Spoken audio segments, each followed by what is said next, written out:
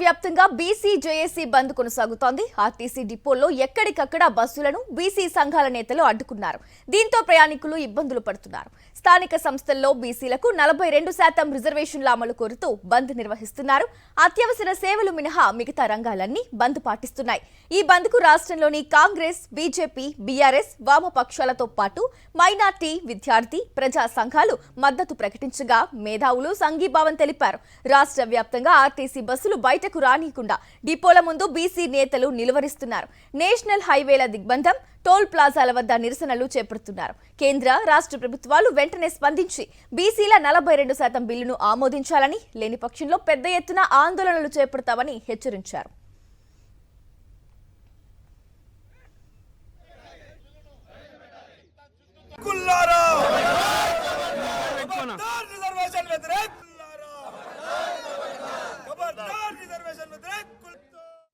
అయితే పండుగ వేళ కావడం, వరుస సెలవులు రావడంతో ప్రయాణికులపై బంద్ ప్రభావం తీవ్రంగా పడింది.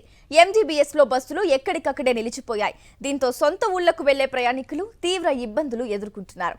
ఇటు జేబీఎస్, హయత్ నగర్, మెహదీపట్నం, దిల్సుఖ్ నగర్, రాజేంద్ర నగర్, ఉప్పల్ నగర శివారుల నుంచి బస్సులు లేకపోవడం ప్రజలు ఇబ్బందులు పడుతున్నారు.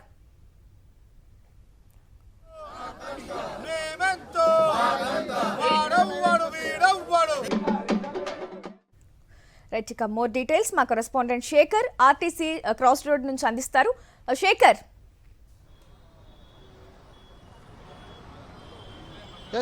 గ్రేసీ, ఉదయం నుంచి తెలంగాణ రిజర్వేషన్లకు సంబంధించి తెలంగాణ వ్యాప్తంగా బీసీ సంఘాల ఆధ్వర్యంలో బంద్ కొనసాగుతూ ఉంది.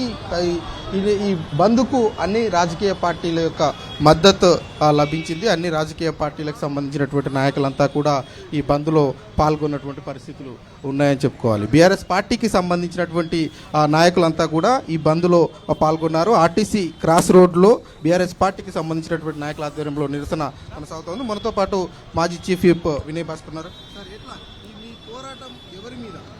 ఈరోజు కేంద్రంలో ఉన్నటువంటి బీజేపీ అదేవిధంగా కామారెడ్డి డిక్లరేషన్లో 42% ఇస్తా అన్నటువంటి కాంగ్రెస్ పార్టీ పైన, ఇటు రాష్ట్ర ప్రభుత్వం పైన, కేంద్రంలో ఉన్నటువంటి బీజేపీ ప్రభుత్వం, ఈ రెండు పార్టీలు కూడా గత తెలంగాణ ఉద్యమంలో ఏ తీరుగైతే కాలయాపన చేసి తెలంగాణ మరి ప్రజల ఆత్మహత్యలకు మరి దారి తీసిందో, అదేవిధంగా కాంగ్రెస్ పార్టీ, అదేవిధంగా బీజేపీ పార్టీ రెండు కూడా బీసీ వర్గాలను మోసం చేస్తున్న పరిస్థితి మనం చూస్తున్నాం.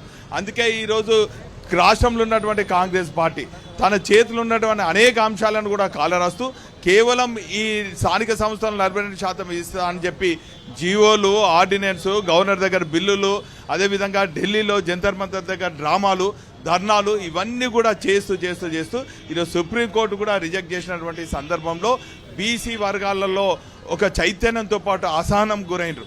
ఈరోజు మా వర్గాలను అన్ని రకాలుగా అన్ని పార్టీలు, కేంద్రంలో ఉన్నటువంటి రెండు జాతీయ పార్టీలు మోసం చేస్తున్నాయి, దగా చేస్తున్నాయని చెప్పి మరి ఓపిక నశించి ఈరోజు వీధుల మీదకి రావడం జరిగింది. ఇది తెలంగాణ ఉద్యమం లాంటిది. శాంతియుతంగా, ఖచ్చితంగా దశల వారికి ఆందోళన చేస్తాం. మా అంతిమ లక్ష్యం కేవలం స్థానిక సంస్థ ఎన్నికలలో కాదు, చట్టసభలలో కూడా మా వాటా మాకు వచ్చే వారు కూడా ఈ ఉద్యమం కొనసాగుతుంది. ఈరోజు కాంగ్రెస్ పార్టీకి చిత్తశుద్ధి కనుక ఉండేది ఉంటే ఈరోజు వారి చేతిలో ఉన్నటువంటి కాంట్రాక్టులు 40% అన్నారు, అది చేయలేదు. అదేవిధంగా బడ్జెట్లో 20,000 కోట్లు అన్నారు, అది పెట్టలేదు. సప్లాన్ అన్నారు, ఇది పెట్టలేదు. అదేవిధంగా చివరికి ఎంత ఘోరం అంటే మా బీసీ విద్యార్థులు మరి ఈరోజు విద్యకు దూరం అయ్యే పరిస్థితి. బెస్ట్ అవైలబుల్ స్కూల్లో మరి అక్కడ రియంబర్స్మెంట్ లేక మా విద్యార్థులందరూ కూడా మరి ఈరోజు విద్యకు దూరం అవుతున్న పరిస్థితి. కాబట్టి ఖచ్చితంగా ఇది గల్లీ నుంచి ఢిల్లీ వరకు ఉద్యమం తీసుకుపోతాం. ఈరోజు కాంగ్రెస్ కానీ, రాహుల్ గాంధీ గారి కానీ, మోడీకి కానీ ఈరోజు చిత్తశుద్ధి ఉంటే ఆ రెండు జాతీయ పార్టీలు గంట సేపు పార్లమెంట్లో చర్చించుకుంటే దీనికి చట్టబద్ధత వస్తుంది. షెడ్యూల్ 9లో ఈ అంశాన్ని పొందుపరుస్తారు. ఈరోజు బీఆర్ఎస్ పార్టీ ఏ అంశమైనా కూడా ప్రజల పక్షాన గత 2 ఏళ్ల నుంచి పోరాడుతుంది. ఈసారి న్యాయబద్ధమైన 42% కూడా బీసీ వర్గాలకు వచ్చే వరకు కూడా మా సంపూర్ణ మద్దతు ఉంటుందని తెలియజేస్తారు. మనతో పాటు శ్రీనివాస్ గౌడ్ మాజీ మంత్రి ఉన్నారు. సార్ చెప్పండి, ప్రతిపక్షాలే బీసీ బిల్లులను అడ్డుపడుతున్నాయి అన్నటువంటి ప్రధాన విమర్శ అధికార పార్టీ. ఎవరైతే అంటారో వాళ్ళకి కనీసం సిగ్గు ఉండాలా. అసెంబ్లీలో ఏకగ్రీవ తీర్మానం అయింది. హైకోర్టులో ఢిల్లీ నుంచి వచ్చిన వాళ్ళ అడ్వకేటే చెప్పిండు బీఆర్ఎస్ పార్టీ కూడా మద్దతు తెలిపిందని. సుప్రీంకోర్టులో కూడా అదే చెప్పింది.